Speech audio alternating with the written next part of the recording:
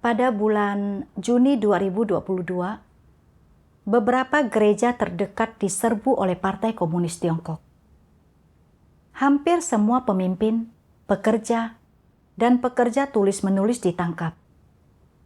Dan karena tidak ada pekerja yang cocok untuk pekerjaan tulis-menulis, aku pun dipindahkan. Kurang dari sebulan kemudian, pandemi COVID-19 melanda. Aku terjangkit penyakit ini dan sebentar-sebentar mengalami demam. Sering merasa sesak di dada dan sesak napas.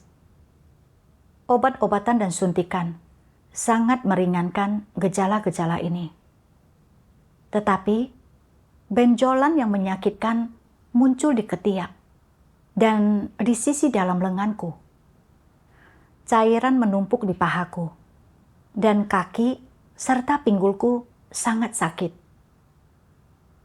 Kakiku juga mengalami bisul ringan dan mengeluarkan cairan. Aku pernah menderita kanker serviks sebelumnya. Dan ketika gejala-gejala ini muncul, aku menjadi sangat cemas. Terutama karena ibuku juga telah meninggal akibat kanker. Dan dalam 6 bulan sebelum kematiannya, kakinya memborok dan mengeluarkan cairan. Selain itu, daerah yang terkena kanker terkadang terasa sakit. Dan aku menjadi makin khawatir. Lalu berpikir, kankerku sudah berada pada stadium menengah hingga akhir. Apakah gejala-gejala ini merupakan tanda bahwa kanker sudah menyebar? Jika demikian, aku tidak punya banyak waktu lagi. Aku sudah percaya kepada Tuhan selama bertahun-tahun. Tetapi watak rusakku belum banyak berubah. Jika aku mati, bukankah aku akan kehilangan kesempatan untuk diselamatkan? Aku pun memikirkan penderitaan yang dialami oleh beberapa pasien kanker sebelum meninggal. Dan aku jadi sangat khawatir, karena aku takut akan menderita seperti mereka dan menjadi makin takut meninggal. Kemudian, aku pergi ke rumah sakit untuk menjalani pemeriksaan. Dokter mengatakan bahwa gejala-gejala yang kualami berkaitan dengan infeksi COVID-19 dan ginjalku lemah. Mereka menyarankanku untuk lebih banyak beristirahat dan tidak bergadang. Kupikir, aku berada di depan komputer setiap hari untuk melaksanakan tugasku dari pagi hingga malam. Jika kondisiku memburuk dan aku pingsan, bukankah aku tidak bisa melaksanakan tugasku?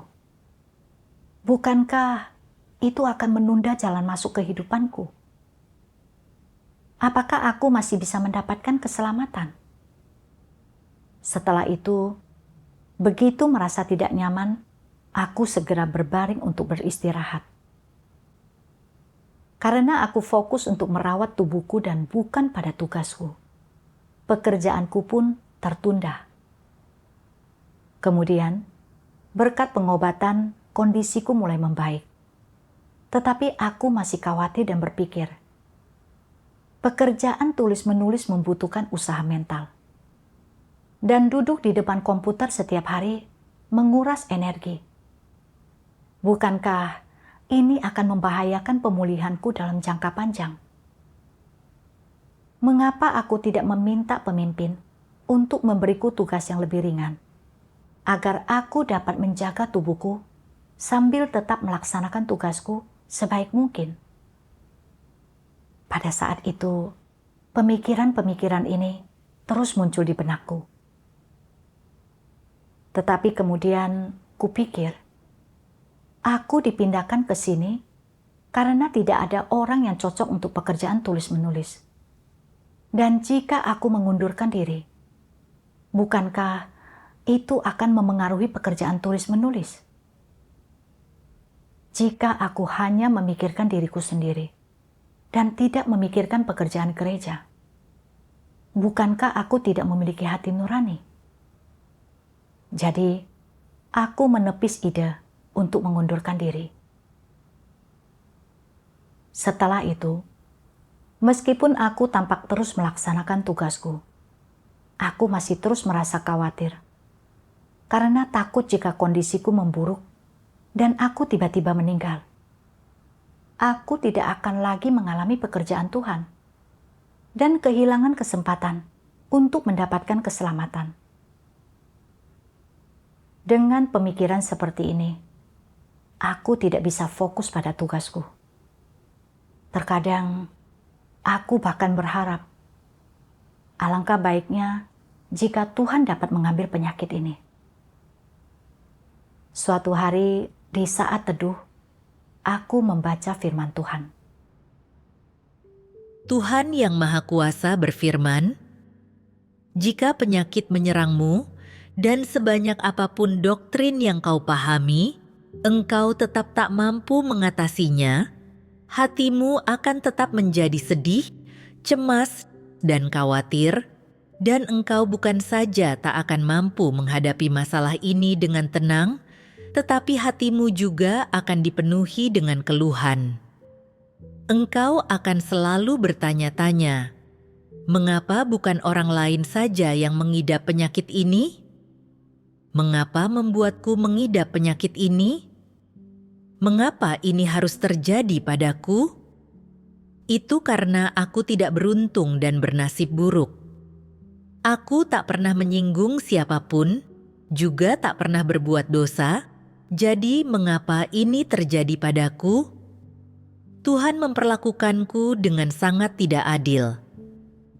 Engkau bisa melihat bahwa selain kesedihan, kecemasan, dan kekhawatiran, engkau juga jatuh ke dalam perasaan depresi yang disertai dengan berbagai emosi negatif yang datang silih berganti, dan engkau sama sekali tak mampu menghindarinya, sekalipun engkau sangat ingin melakukannya.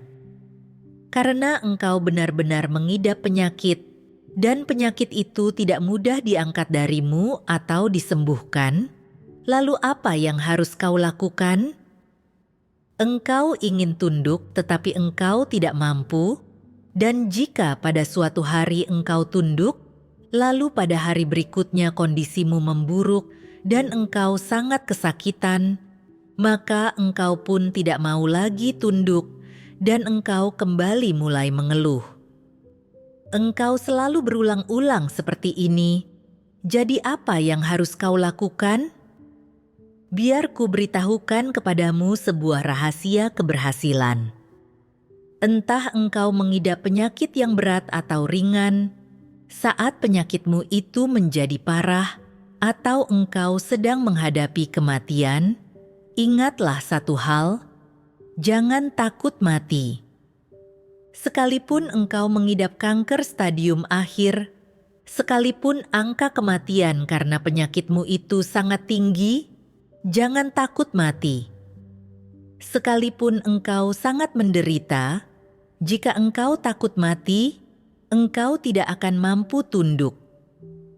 Sikap benar seperti apa yang harus kau miliki agar tidak takut mati?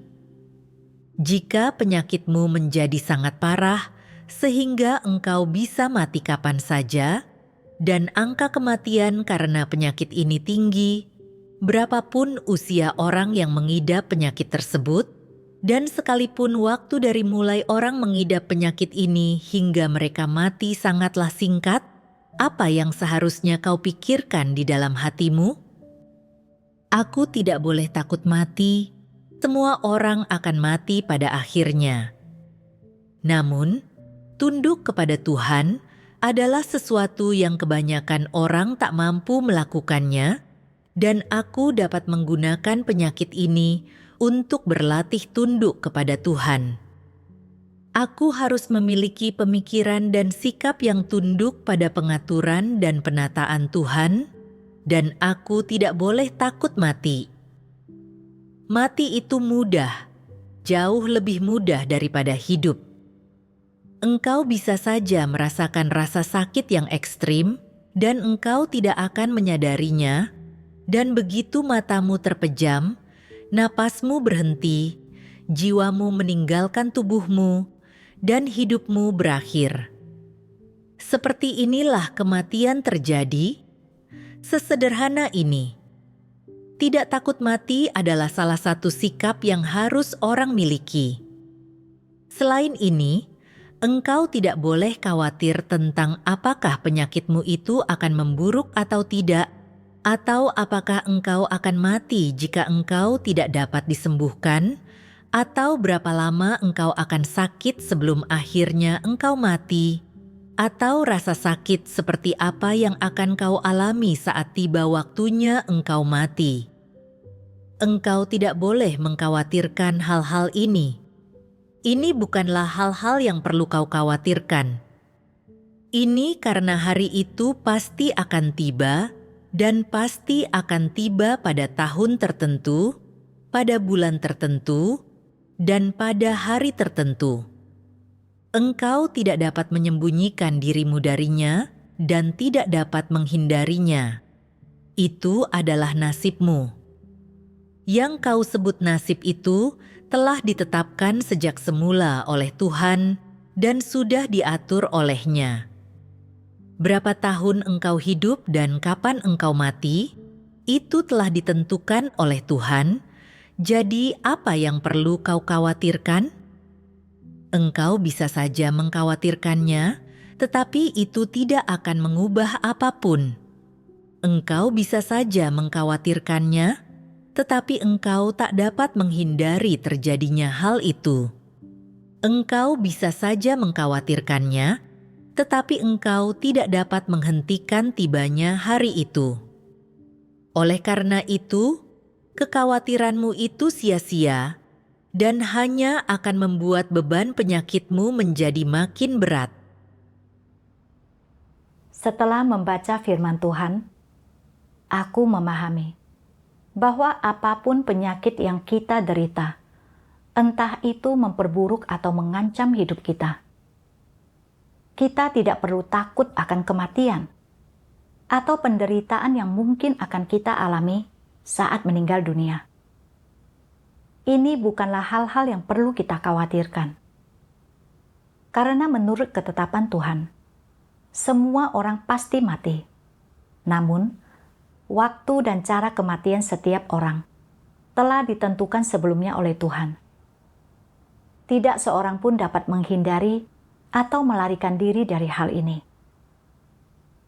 Kebenaran yang harus kita masuki dalam menghadapi penderitaan dan kematian adalah tunduk pada pengaturan dan penataan Tuhan. Namun, aku tidak memiliki pemahaman sejati tentang kedaulatan serta pengaturan Tuhan. Dan aku selalu ingin melarikan diri dari situasi ini. Karena kankerku sudah berada pada stadium menengah hingga akhir, dan tubuhku menunjukkan beberapa gejala yang buruk. Aku khawatir kondisiku akan memburuk dan tiba-tiba aku meninggal. Jadi aku terus ingin beralih ke tugas yang lebih mudah. Kenyataannya, entah tugas itu melelahkan atau mudah, dan entah itu menguras energi atau tidak, itu tidak menentukan hidup atau matinya seseorang. Semua ini ditentukan oleh penetapan dan pengaturan Tuhan. Misalnya, aku mengenal beberapa orang yang terlihat kuat dan sehat, tanpa penyakit, dan yang mengerjakan pekerjaan yang mudah dan tidak melelahkan. Tetapi mereka meninggal dunia di usia muda. Beberapa orang, meskipun lemah dan sakit-sakitan, hidup dalam kondisi yang sulit, dapat hidup hingga usia 80 atau 90 tahun. Hal ini menunjukkan bahwa hidup dan mati seseorang tidak terkait dengan kondisi-kondisi objektif ini. Ketika seseorang mencapai umur yang telah ditetapkan oleh Tuhan, dia pasti akan mati. Tidak ada perawatan manusia yang dapat memperpanjang umur seseorang, bahkan untuk sesaat. Terutama ketika aku melihat firman Tuhan yang mengatakan, mati itu mudah, jauh lebih mudah daripada hidup. Engkau bisa saja merasakan rasa sakit yang ekstrim dan engkau tidak akan menyadarinya. Dan begitu matamu terpejam, napasmu berhenti, jiwamu meninggalkan tubuhmu, dan hidupmu berakhir. Seperti inilah kematian terjadi. Sesederhana ini. Tidak takut mati adalah salah satu sikap yang harus orang miliki. Pikiranku mendadak menjadi jernih. Aku tidak perlu khawatir tentang apakah tubuhku bisa bertahan dari kematian atau tidak. Kematian tidak semengerikan yang kupikirkan. Karena Tuhan telah menetapkan bahwa aku akan mengalami situasi seperti ini, aku harus tunduk di tengah-tengah penyakit ini dan melakukan yang terbaik untuk memikul tugasku. Jika suatu hari penyakitku memburuk dan kematian benar-benar datang, aku akan menghadapinya dengan tenang dan tunduk pada kedaulatan serta pengaturan Tuhan. Aku membaca 2 bagian lagi dari firman Tuhan dan memperoleh pemahaman tentang maksud baiknya. Tuhan Yang Maha Kuasa berfirman, ketika Tuhan mengatur agar seseorang menderita suatu penyakit, entah berat atau ringan, tujuan Dia melakukannya bukanlah untuk membuatmu memahami seluk-beluk jatuh sakit, kerugian yang penyakit itu timbulkan pada dirimu, kesukaran dan kesulitan yang disebabkan penyakit itu terhadapmu, dan segala macam perasaan yang kau rasakan karena penyakit tersebut. Tujuan Dia bukanlah agar engkau memahami penyakit melalui sakitnya dirimu. Sebaliknya, tujuan Dia adalah agar engkau memetik pelajaran dari penyakit, belajar bagaimana merasakan maksud Tuhan, belajar memahami watak rusak yang kau perlihatkan, dan sikapmu yang keliru terhadap Tuhan saat engkau sakit, dan belajar bagaimana tunduk pada kedaulatan dan pengaturan Tuhan, sehingga engkau mampu benar-benar tunduk kepada Tuhan dan mampu tetap teguh dalam kesaksianmu. Inilah yang terpenting. Tuhan ingin menyelamatkanmu dan mentahirkanmu melalui penyakit. Hal apa tentang dirimu yang ingin Tuhan tahirkan? Dia ingin mentahirkanmu dari semua keinginan dan tuntutanmu yang berlebihan terhadap Tuhan, dan bahkan mentahirkanmu dari berbagai rencana, penilaian, dan perencanaan yang kau buat dengan segala cara untuk bertahan hidup dan untuk terus hidup. Tuhan tidak memintamu untuk membuat rencana. Dia tidak memintamu untuk menilai, dan Dia tidak mengizinkanmu memiliki keinginan yang berlebihan terhadapnya. Dia hanya memintamu untuk tunduk kepadanya, dan saat engkau berlatih dan saat engkau tunduk, untuk engkau mengetahui sikapmu sendiri terhadap penyakit dan mengetahui sikapmu terhadap kondisi tubuh yang Dia berikan kepadamu, serta keinginan pribadimu. Setelah engkau mengetahui hal-hal ini, engkau akan mampu memahami betapa bermanfaatnya lingkungan penyakit yang telah Tuhan aturkan bagimu, atau kondisi tubuh yang telah Dia berikan kepadamu, dan engkau akan mampu menyadari betapa bermanfaatnya pengaturan itu untuk mengubah watakmu, untuk engkau memperoleh keselamatan, dan untuk jalan masuk kehidupanmu. Itulah sebabnya, ketika penyakit tiba-tiba menyerang, engkau jangan selalu bertanya-tanya bagaimana engkau dapat menghindarinya, atau melarikan diri darinya, atau menolaknya. Ujian apapun yang menimpamu, engkau harus memperlakukannya sebagai beban yang diberikan Tuhan kepadamu.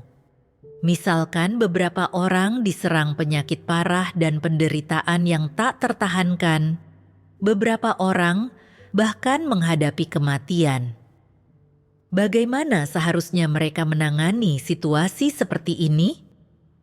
Dalam banyak kasus, ujian Tuhan adalah beban yang Dia berikan kepada manusia.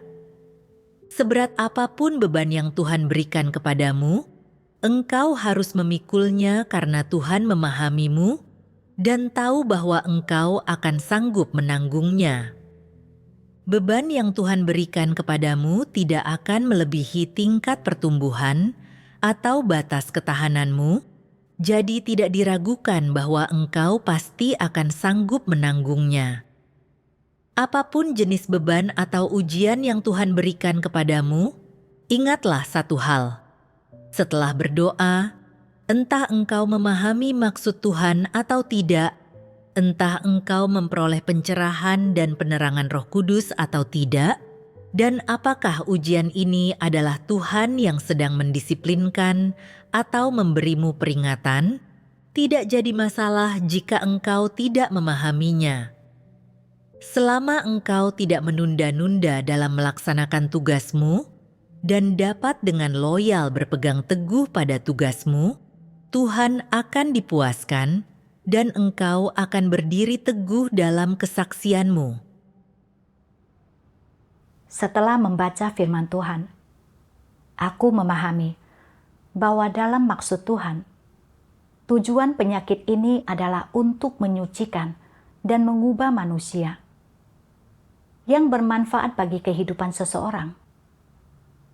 Tuhan berharap agar manusia dapat tunduk, merenungkan kerusakan dan pemberontakan mereka sendiri, mencari kebenaran untuk menyelesaikannya, dan juga melaksanakan tugas mereka dengan kesetiaan saat sedang sakit. Inilah yang semestinya dilakukan oleh orang-orang. Saat merenungkan diriku sendiri, aku menyadari bahwa aku tidak memiliki ketundukan saat sedang sakit, dan juga tidak memetik pelajaran apapun darinya. Tetapi aku selalu ingin menghindari situasi ini. Berpikir bahwa pekerjaan tulis-menulis menghabiskan terlalu banyak energi. Serta khawatir jika penyakitku memburuk dan aku mati, aku akan kehilangan kesempatan untuk diselamatkan. Jadi aku selalu merenungkan untuk beralih ke tugas yang lebih mudah. Seseorang yang memiliki hati nurani dan nalar akan tetap setia dalam melaksanakan tugasnya, bahkan ketika sakit, terutama ketika pekerjaan gereja sangat membutuhkannya. Namun, aku menunjukkan sikap menentang dan menghindar dalam menghadapi penyakit. Aku tidak memiliki kesetiaan dan ketundukan kepada Tuhan, serta hanya memikirkan kepentinganku sendiri. Ketika merenungkan hal ini, aku ingin bertobat. Entah penyakit apa yang kuderita atau seberapa parah penyakitnya. Asalkan aku masih bernapas, aku akan tunduk pada pengaturan dan penataan Tuhan. Sepenuhnya mengalami lingkungan ini dan berusaha sebaik mungkin untuk melaksanakan tugasku. Aku menyingkirkan pemikiran untuk pindah ke tugas lain dan mulai mencurahkan segenap hati dalam melaksanakan tugasku. Terkadang, ketika tubuhku terasa tidak nyaman dan benar-benar tidak dapat kutahan, aku berbaring dan beristirahat sejenak. Dan ketika aku merasa lebih baik, aku melanjutkan tugasku. Selama masa ini, selain mengonsumsi obat-obatan tradisional Tiongkok untuk pengobatan, aku juga melakukan terapi fisik yang sesuai untuk mengurangi rasa sakit. 4 bulan berlalu, dan masih ada rasa nyeri di bagian yang sakit. Tetapi gejala tidak nyaman lainnya telah berkurang secara drastis, dan kondisi mentalku cukup baik. Kemudian, aku terus mencari alasan mengapa aku tidak dapat tunduk selama sakit. Pada suatu hari, selama waktu teduh, aku membaca 2 bagian dari firman Tuhan yang memberiku pemahaman tentang masalahku. Tuhan yang Maha Kuasa berfirman, "Apa hasilnya ketika orang hanya memikirkan prospek, nasib, dan kepentingan diri sendiri? Mereka akan kesulitan untuk tunduk kepada Tuhan, bahkan jika mereka ingin, mereka tidak bisa." Orang yang khususnya menghargai prospek, nasib, dan kepentingan mereka sendiri selalu memeriksa apakah pekerjaan Tuhan bermanfaat bagi prospek, nasib, dan berkat-berkat yang mereka terima. Pada akhirnya, apa hasil dari tindakan memeriksa ini? Yang mereka lakukan hanyalah memberontak terhadap Tuhan dan menentangnya. Sekalipun mereka bersikeras untuk melaksanakan tugas mereka melakukannya dengan sikap yang sangat asal-asalan, dengan suasana hati yang negatif. Dalam hatinya, mereka terus memikirkan bagaimana cara untuk mengambil keuntungan dan tidak berada di pihak yang merugi. Seperti itulah motif mereka ketika mereka melaksanakan tugas mereka, dan dalam hal ini, mereka sedang mencoba untuk membuat kesepakatan dengan Tuhan. Mereka tidak pernah memikirkan pekerjaan gereja atau kepentingan rumah Tuhan. Mereka selalu merencanakan demi diri mereka sendiri. Mereka selalu merencanakan demi kepentingan, kebanggaan, dan status mereka sendiri. Dan tidak hanya mereka melakukan tugas mereka dengan buruk, mereka juga menunda dan memengaruhi pekerjaan gereja. Bukankah ini akan sesat dan melalaikan tugas mereka? Jika orang selalu membuat rencana demi kepentingan dan prospek mereka sendiri saat melaksanakan tugas, dan tidak memikirkan pekerjaan gereja atau kepentingan rumah Tuhan, itu berarti mereka bukan sedang melaksanakan tugas. Ini berarti bersikap oportunis, berarti melakukan segala sesuatu demi keuntungan mereka sendiri dan untuk mendapatkan berkat bagi diri mereka sendiri. Dengan demikian, sifat di balik pelaksanaan tugas mereka telah berubah. Ini hanyalah tentang bertransaksi dengan Tuhan dan ingin menggunakan pelaksanaan tugas mereka untuk mencapai tujuan mereka sendiri. Melakukan segala sesuatu dengan cara seperti ini akan mudah mengacaukan pekerjaan rumah Tuhan. Jika itu hanya menyebabkan kerugian kecil pada pekerjaan gereja, maka masih ada ruang untuk mereka menebusnya, dan mereka mungkin masih dapat diberi kesempatan untuk melaksanakan tugas mereka, bukannya dikeluarkan. Tetapi jika itu menyebabkan kerugian besar bagi pekerjaan gereja dan menimbulkan murka Tuhan dan manusia, mereka akan disingkapkan dan disingkirkan tanpa kesempatan lagi untuk melaksanakan tugas mereka. Beberapa orang diberhentikan dan disingkirkan dengan cara seperti ini. Mengapa mereka disingkirkan? Sudahkah engkau menemukan sumber penyebabnya? Sumber penyebabnya adalah mereka selalu memikirkan keuntungan dan kerugian mereka sendiri, dikendalikan oleh kepentingan mereka sendiri, tidak mampu memberontak terhadap daging, dan sama sekali tidak memiliki sikap yang tunduk kepada Tuhan, sehingga mereka cenderung berperilaku sembrono. Mereka percaya kepada Tuhan hanya untuk mendapatkan keuntungan, anugerah, dan berkat, sama sekali bukan untuk memperoleh kebenaran, sehingga kepercayaan mereka kepada Tuhan gagal. Inilah sumber masalahnya.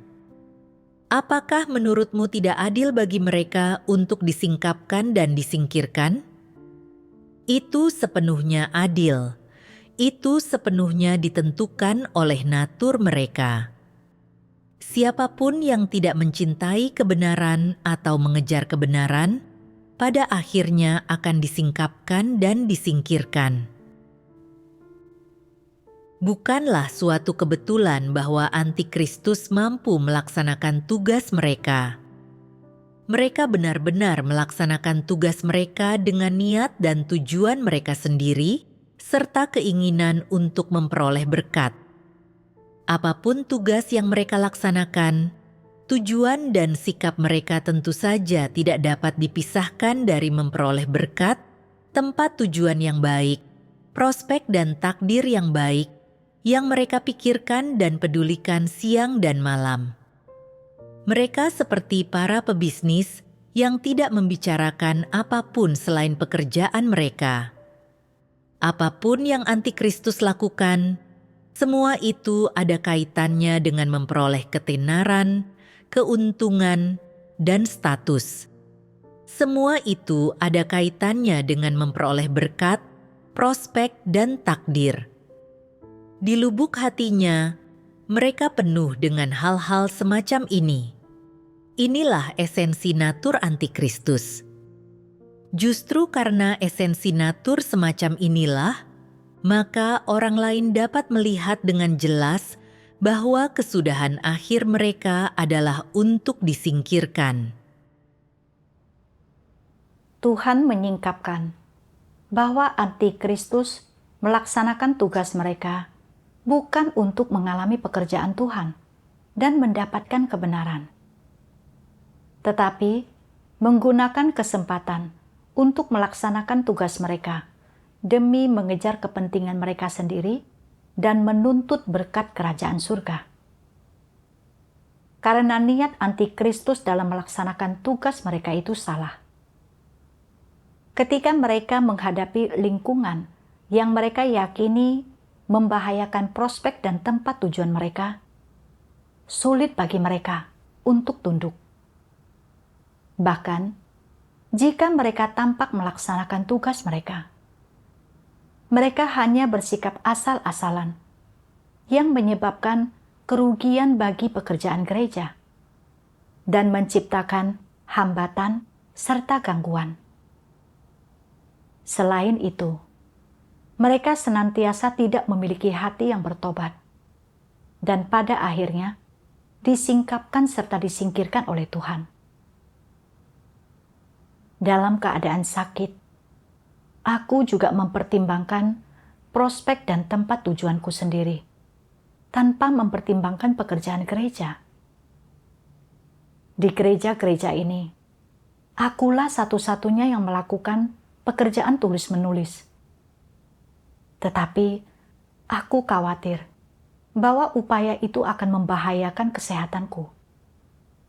Takut jika kondisiku memburuk dan aku meninggal, aku akan kehilangan kesempatan untuk diselamatkan. Jadi, aku ingin melalaikan tugasku dan beralih ke pekerjaan yang lebih mudah. Sebenarnya, penyakitku tidak terlalu parah. Dan setelah tertular COVID-19, tubuhku agak lemah, dan aku mengalami beberapa gejala yang buruk. Tetapi dengan beristirahat sejenak, ketika aku merasa tidak nyaman, aku merasa lebih baik. Namun, aku terus memikirkan tubuhku sendiri. Dan itu membuat pekerjaanku tertunda. Aku sungguh egois dan tercela, tidak memiliki hati nurani, serta nalar. Aku memikirkan mereka yang telah tersingkap dan tersingkir. Beberapa orang pada awalnya bersemangat dan telah mengorbankan diri mereka sendiri. Tetapi mereka tidak mengejar kebenaran dan hanya mencari berkat. Ketika dihadapkan dengan penyakit dan kematian, melihat hancurnya harapan mereka akan berkat, mereka menjadi penuh dengan keluhan, bersikap negatif, serta lalai. Dan mereka bahkan meninggalkan tugas mereka, lalu pergi dan mengkhianati Tuhan. Pandanganku tentang pengejaran sama dengan pandangan mereka. Dan jika aku tidak bertobat, pada akhirnya aku akan tersingkir seperti mereka. Suatu hari, aku merasa sensasi nyeri di bagian kankerku memburuk. Dan aku mulai berpikir liar lagi. Apakah kanker itu sudah menyebar ke seluruh tubuhku? Aku benar-benar takut dan berkata kepada diriku sendiri, meskipun kanker sudah menyebar, aku akan tetap tunduk pada pengaturan Tuhan yang berdaulat. Aku pergi ke rumah sakit untuk menjalani pemeriksaan. Dan dokter mengatakan bahwa di tempat tersebut hanya terjadi peradangan ringan, tanpa ada sel kanker, dan menyarankan agar aku terus minum obat tradisional Tiongkok untuk pengobatan. Melihat hasil tes tersebut, aku tahu bahwa ini adalah belas kasihan Tuhan kepadaku, dan bahwa Tuhan memberiku kesempatan untuk hidup sehingga aku dapat bertobat dan berubah. Selama waktu teduhku, aku membaca bagian firman Tuhan yang benar-benar menyentuh hatiku. Tuhan Yang Maha Kuasa berfirman, dalam hidup ini, orang benar-benar hanya memiliki waktu yang terbatas untuk beralih dari memahami sesuatu hingga memiliki kesempatan ini, memiliki kualitas ini, dan memenuhi syarat untuk berdialog dengan Sang Pencipta, sehingga mereka benar-benar memperoleh pemahaman, pengetahuan, dan rasa takut akan Sang Pencipta, dan menempuh jalan takut akan Tuhan dan menjauhi kejahatan. Jika sekarang engkau ingin agar Tuhan segera mengangkatmu, berarti engkau tidak bertanggung jawab atas hidupmu sendiri. Jika engkau ingin bertanggung jawab, engkau harus bekerja lebih keras untuk memperlengkapi dirimu dengan kebenaran. Makin sering merenungkan dirimu sendiri ketika sesuatu terjadi padamu, dan dengan segera melengkapi kekuranganmu sendiri. Engkau harus mulai menerapkan kebenaran, bertindak berdasarkan prinsip, masuk ke dalam kenyataan kebenaran, lebih mengenal Tuhan, mampu mengerti dan memahami maksud Tuhan, dan tidak menjalani hidupmu dengan sia-sia. Engkau harus mengetahui di mana Sang Pencipta berada, apa maksud Sang Pencipta, dan bagaimana Sang Pencipta mengungkapkan sukacita, kemarahan, kesedihan, dan kebahagiaan. Meskipun engkau tidak mampu memperoleh pengetahuan yang lebih mendalam atau pemahaman yang lengkap, setidaknya engkau harus memiliki pemahaman mendasar tentang Tuhan, tidak pernah mengkhianati Tuhan, pada dasarnya mampu menjadi sesuai dengan Tuhan, menunjukkan perhatianmu kepada Tuhan, mampu memberikan penghiburan dasar kepada Tuhan, dan melakukan apa yang seharusnya dan pada dasarnya mampu dilakukan dan dicapai oleh makhluk ciptaan. Ini bukanlah hal yang mudah. Dalam proses melaksanakan tugas mereka, orang mampu secara berangsur-angsur mengenal diri mereka sendiri dan dengan demikian mengenal Tuhan. Proses ini sebenarnya merupakan interaksi antara Sang Pencipta dan makhluk ciptaan, dan seharusnya menjadi proses yang layak diingat orang di sepanjang hidup mereka. Proses ini adalah sesuatu yang seharusnya mampu orang nikmati, bukan proses yang menyakitkan dan sulit. Oleh karena itu, orang seharusnya menghargai siang dan malam, tahun dan bulan yang mereka habiskan ketika melaksanakan tugas mereka. Mereka seharusnya menghargai fase kehidupan ini dan tidak boleh menganggapnya sebagai penghalang atau beban. Mereka seharusnya menikmati dan memperoleh pengetahuan berdasarkan pengalaman pada tahap kehidupan mereka ini. Setelah itu, mereka akan memahami kebenaran dan hidup dalam keserupaan dengan manusia, memiliki hati yang takut akan Tuhan, dan makin sedikit melakukan kejahatan. Dari firman Tuhan, aku menemukan jalan untuk menerapkan dan memasuki kebenaran. Agar dapat diselamatkan dan disempurnakan, seseorang harus mengejar kebenaran, menghargai berbagai lingkungan yang diatur oleh Tuhan, memahami kerusakan dan kekurangan diri sendiri dari lingkungan tersebut, mendasarkan segala sesuatu kepada firman Tuhan, fokus dalam menerapkan kebenaran, dan hidup dalam kenyataan firman Tuhan. Barulah orang dapat menempuh jalan menuju keselamatan. Mengingat kembali penyakitku. Aku gagal karena aku hanya melontarkan pernyataan kosong untuk mengalami pekerjaan Tuhan. Aku tidak menghargai lingkungan yang telah diatur dengan cermat oleh Tuhan. Apalagi merenungkan watak rusak apa yang Tuhan singkapkan melalui penyakit ini. Atau aspek kebenaran apa yang harus kumasuki. Sebaliknya, aku memperlakukan penyakit ini sebagai gangguan dan beban. Dengan caraku mengalami berbagai hal. Bahkan jika tubuhku sehat dan bebas dari penyakit atau masalah, aku tidak akan bisa diselamatkan. Tuhan belum mengambil nyawaku dan masih memberiku kesempatan untuk hidup. Aku harus memiliki hati nurani dan nalar, memperlengkapi diriku dengan kebenaran, dan fokus untuk hidup dalam kenyataan firman Tuhan. Kemudian, aku tertular COVID-19 2 kali berturut-turut. Dan rasa sakit di dadaku jelas-jelas memburuk. Mau tak mau, aku mulai berpikir lihat lagi. Seperti, mungkinkah kanker juga sudah berkembang di paru-paruku? Memikirkan hal ini, aku merasakan ketidaknyamanan yang tidak terlukiskan di hatiku.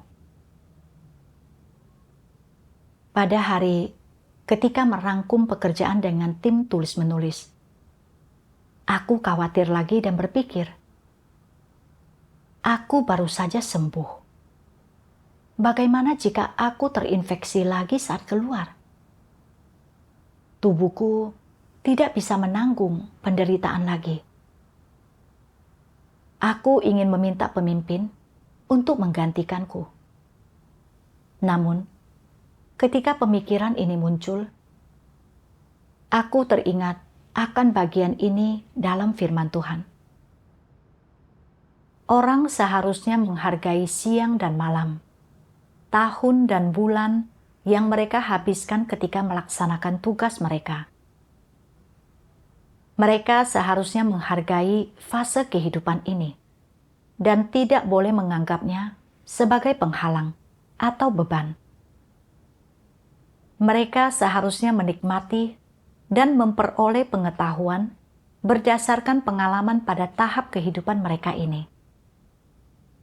Setelah itu, mereka akan memahami kebenaran dan hidup dalam keserupaan dengan manusia, memiliki hati yang takut akan Tuhan, dan makin sedikit melakukan kejahatan. Setelah merenungkan firman Tuhan, aku perlahan-lahan menjadi tenang. Dan aku menyadari bahwa penyakitku belum benar-benar membahayakan nyawaku. Dan itu hanyalah rasa sakit di dadaku. Aku mempertimbangkan keinginanku untuk melalaikan tugasku karena ketidaknyamanan fisik. bagaimana mungkin aku telah setia dan tunduk kepada Tuhan? Aku sangat egois. Aku tidak fokus mencari kebenaran atau mengalami pekerjaan Tuhan, dan telah melewatkan banyak kesempatan untuk mendapatkan kebenaran. Sekarang, aku tidak boleh melewatkan kesempatan ini lagi. Aku harus menerima dan tunduk, serta benar-benar mengalami lingkungan ini.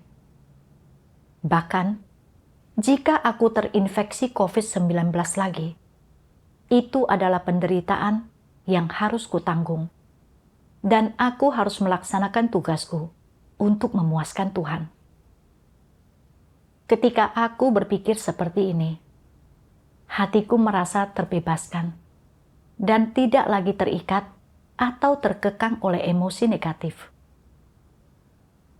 Setelah mencurahkan segenap hati dalam melaksanakan tugasku, aku merasa tenang dan damai.